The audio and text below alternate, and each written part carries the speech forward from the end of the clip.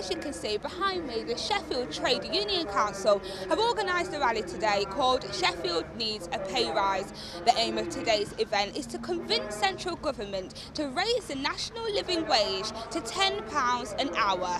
One of the reasons for this is that out of all the shops in Sheffield city centre, not one of them currently pays the £8.25 an hour national living wage. And many people on the minimum wage are having to claim benefits in work benefits. You're working and you're still claiming benefits. So who is it that's footing the bill for that? It's actually the taxpayer rather than the companies that should be paying, a decent wage. We work for a day's work and a day's living, and we should be paid that money for it. We live in a world where the vast majority of companies are owned by shareholders, and it's the share dividends that are much more important than the employers.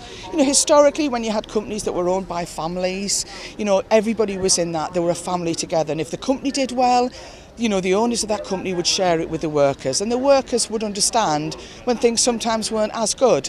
This time the workers aren't even in the equation. They are out there, as long as they can pay them the minimum that have to by law.